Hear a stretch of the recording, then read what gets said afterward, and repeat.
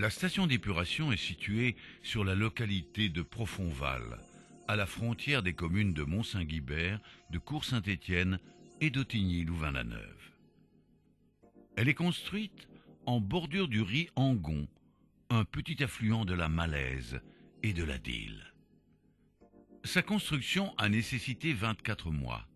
L'étude, la direction des travaux et leur surveillance ont été assurées par l'intercommunal du Brabant wallon, l'IBW, et le bureau d'études TPF Utilities. L'association momentanée Galère-Balto a œuvré en parfaite synergie pour les travaux de génie civil et d'électromécanique. Le budget utile de 5 930 000 € a été intégralement financé par la Société publique de gestion de l'eau, la SPGE. Sa capacité, 13 000 équivalents habitants. La station épure les eaux usées en provenance de 2 réseaux distincts. Le premier récolte les eaux domestiques et pluviales d'une partie de la population de Cour-Saint-Étienne, de Mont-Saint-Guibert et de Louvain-la-Neuve. Un volume correspondant à 1500 équivalents habitants. Le second réseau se concentre sur une partie du parc scientifique de Louvain-la-Neuve. Ce réseau est dit séparatif. En effet, tandis que les eaux de pluie sont dirigées vers 2 bassins d'orage avant leur rejet dans le Ry Angon, les eaux domestiques et industrielles, elles, arrivent directement à la station via un réseau souterrain.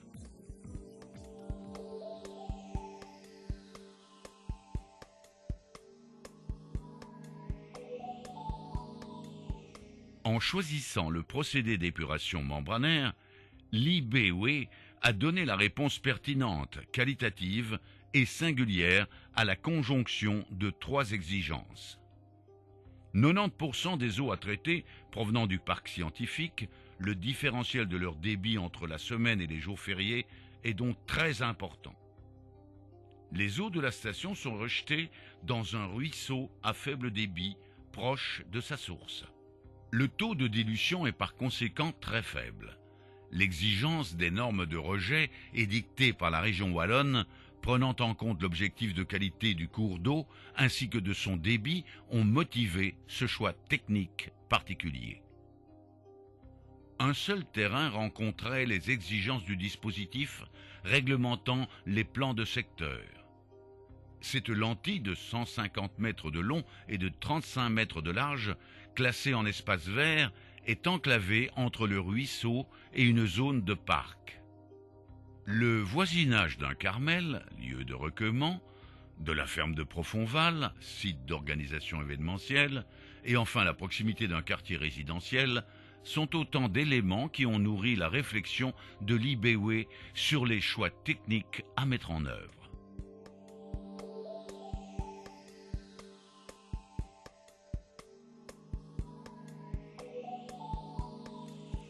Épurer l'eau, c'est travailler dans le sens de la nature. Intégration paysagère.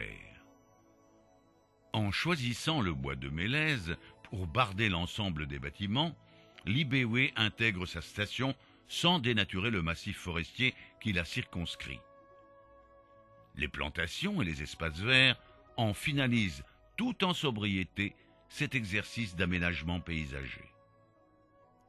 Les impacts olfactifs et sonores ont fait l'objet de la même attention.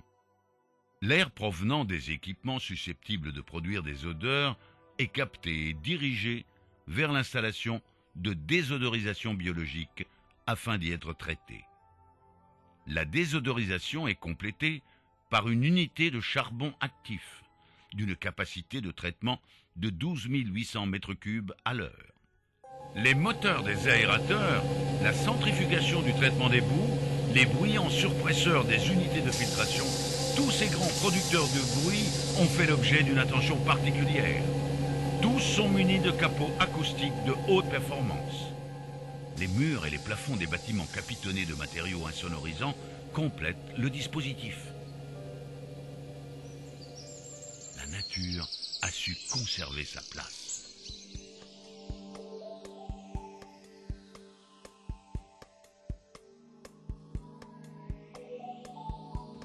Les eaux usées parviennent à la station d'épuration au moyen de 2 collecteurs. L'un achemine à la station les eaux usées domestiques et pluviales de 1500 équivalents habitants. L'autre mène à la station les eaux usées domestiques et industrielles du parc scientifique de Louvain-la-Neuve. Un dégrilleur grossier est chargé de retenir les déchets de plus de 40 mm tels que des morceaux de bois, des plastiques. L'eau est ensuite stockée dans un bassin tampon souterrain d'un volume de 1000 m3. Une telle capacité permet d'absorber les pics de débit importants et de les répartir sur 24 heures, ce qui réduit ainsi la taille de la filtration membranaire. À l'abri du regard et intégrés dans les volumes architecturaux du site, des pompes et 2 vis d'Archimède relèvent les eaux du bassin tampon vers le local du pré-traitement. Le premier ouvrage du pré-traitement est un dégrilleur fin. Il récupère les particules solides d'une taille supérieure à 6 mm. Les eaux sont ensuite dirigées vers le dessableur deshuileur. Cet ouvrage cylindro-conique en béton permet d'extraire les sables par décantation. Les huiles et les graisses sont extraites par raclage en surface. Les eaux s'écoulent ensuite vers un tamiseur. Sa mission, retenir les particules solides de plus d'1 millimètre. L'ensemble des déchets récupérés durant ce pré-traitement est stocké avant de subir un traitement spécifique externe à la station.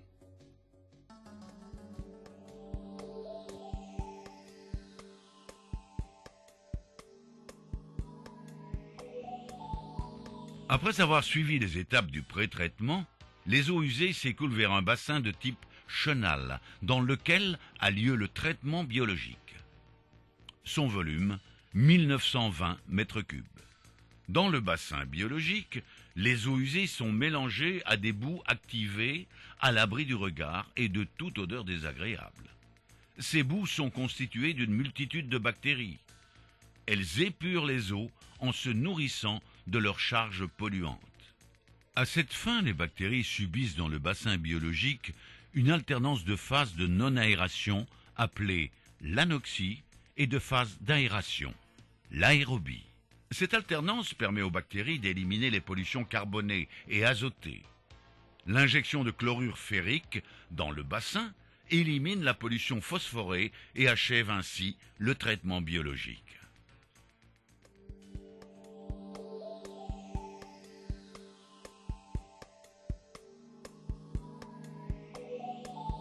La station de Louvain-la-Neuve est équipée de 3 unités de filtration membranaire. C'est la première station membranaire de cette taille à avoir été mise en service en Wallonie. Chaque unité est composée de 2 cassettes. Cette technologie remplace les clarificateurs des stations d'épuration traditionnelles.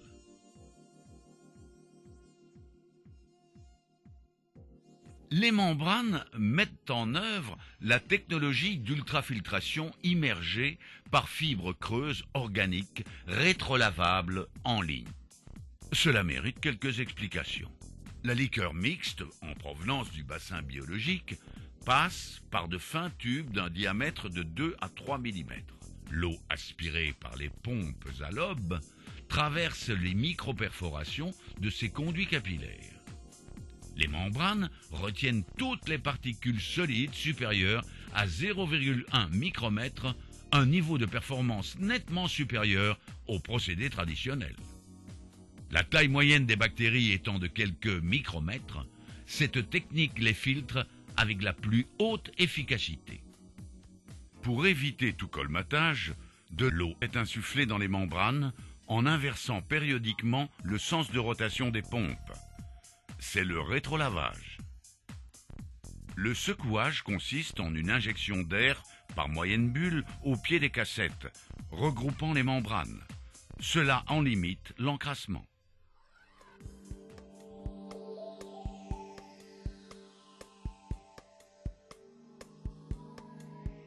L'exploitation de la station est assurée par l'intercommunale du Brabant wallon.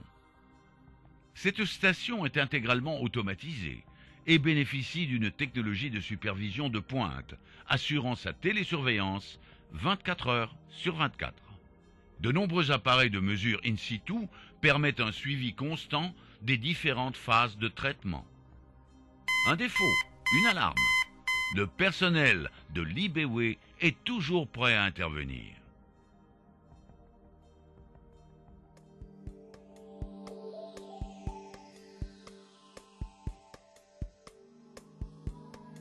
L'unité de traitement des boues traite le mélange des bactéries excédentaires ou mortes et d'autres matières en suspension. Les boues y sont déshydratées par injection de polymère dans une centrifugeuse. Cela permet d'augmenter leur teneur en matière sèche, la siccité, au-delà de 18%. La manutention en est ainsi facilitée et cela réduit la fréquence des transports. Les boues, stockées dans 2 containers, sont dirigées vers une filière de valorisation.